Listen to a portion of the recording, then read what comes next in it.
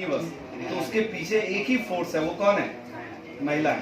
तो महिलाओं को अगर हम लोग जगत जननी कहें तो गलत नहीं है। जिस रिलीजन को हम लोग मानते हैं, चाहे जो भी रिलीजन हो, कोई हिंदुइज्म को मान रहा है, कोई इस्लाम को मान रहा है, कोई बुद्धिज्म को मान रहा है, कोई सिखिज्म को मान रहा है, कोई जैनिज्म को मान रहा है, जितने भी रिलीजन है, इन रिलीजन के जो प्रोफेट हैं, जिन्होंने इस रिलीजन को हम लोगों तक पहुंचाया, उनको भी जन्म देने वाले, उनको भी पैदा करने वाले कोई ना कोई क्या थी? माँ थी, और माँ महिला थी। जैसे आप पैगंबर साहब की बात करें, पैगंबर मोहम्मद साहब की, इस्लाम धर्म को लेकर आए, और उनकी भी माँ का नाम क्या था? आमीना था।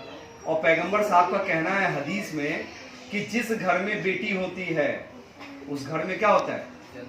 बरकत आता है। बरकत कहने का मतलब क्या है? उस घर में लक्ष्मी आता है, यानी बरकत। उसी को हिंदुइज्म में लक्ष्मी कहा गया, जिसको इस्लाम में आप क्या कह रहे हैं? बरकत कह रहे हैं। और कहा जाता है कि जिस घर में बेटी है, और उसके अगर बेटे भी हैं, लेकिन बेटों से भी ज्यादा इंपॉर्टेंट कौन है?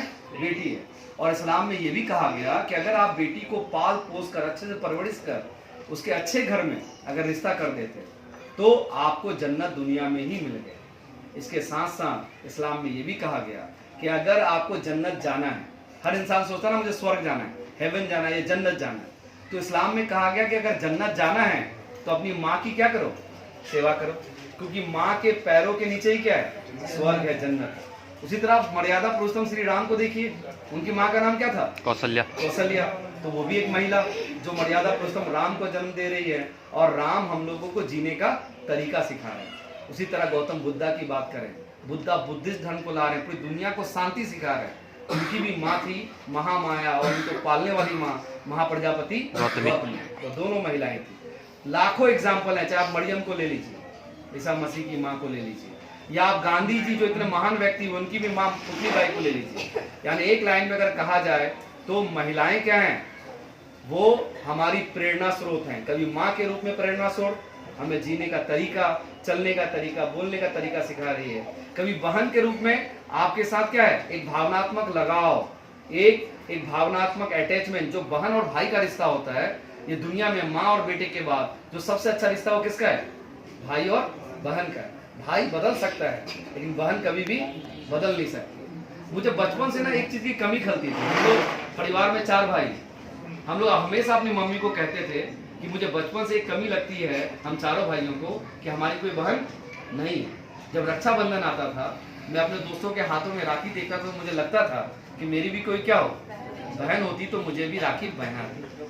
फिर बहन हुई भी, एकता शर्मा मेरी बहन है, और हमेशा रक्षाबंधन में मुझे राखी बांधती है। यानी एक जो भाई बहन का प्यार है वो बहुत अच्छा हम लोगों के बीच है। वो कहीं भी रहे, मैं कहीं भी हूँ, मुझे राखी मिलना है और मैं राखी बांध देता हूँ। तो कहने का अर्थ यह है कि जो बहन वाली कमी थी या बेटी वाली कमी थी, वो पूरी हुई जब मेरे परिवार में सबसे पहले बेटी है।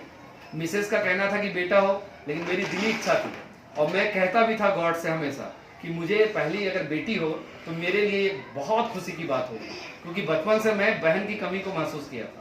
तो ईश्वर का बहुत बड़ा समझिए कृपा है, आशीर्वाद है। जितना शुक्रिया अदा किया जाए ऑलमाइटी सत्ता का, कम है कि मुझे क्या मिली? बेटी मिली। और बेटा भी है, लेकिन बेटा और बेटी में अगर आप कहेंगे कि ज्यादा प्यार किससे करते हैं, ऐसे मम्मी पापा बायस नहीं होते हैं, लेकिन ये स्वाभाविक है कि बेटी पिता के ज्यादा करीब होती है, और बेटा किससे करीब होता है? वो माँ के करीब होती है। तो आज बहुत इंपॉर्टेंट दिन है, और इसको, इन बातों को बोलते हुए मैं भावनात्मक रूप से, मेरे आंखों में आंसू भी आ रहे हैं, क्योंकि मेरे साथ आइए स्पीशियस बैच, आज एक शपथ लीजिए कि हम सब लोग अपने जीवन में अपनी माँ को खुश रखेंगे, अपनी बहन को खुश रखेंगे, अपनी बीवी, अगर आप लोग मैरिज करते हैं, अपनी वाइफ को खुश रखेंगे, अपनी बेटियों को खुश रखेंगे, और कभी भी अपने जीवन में किसी भी महिला का डिसरिस्पेक्ट, अनादर नहीं करेंगे। उनके सेक्सुअल हरासमेंट और उन पर कमेंट करने की बात तो सपने में भी हम लोग नहीं सोचेंगे। हम लोग अपने जीवन में आज एक शपथ लें कि हम लोग हमेशा क्या करेंगे? बेटियों का, महिलाओं का, माँओं का सम्मान करेंगे। बहुत बहुत थैंक्स। और अब मैं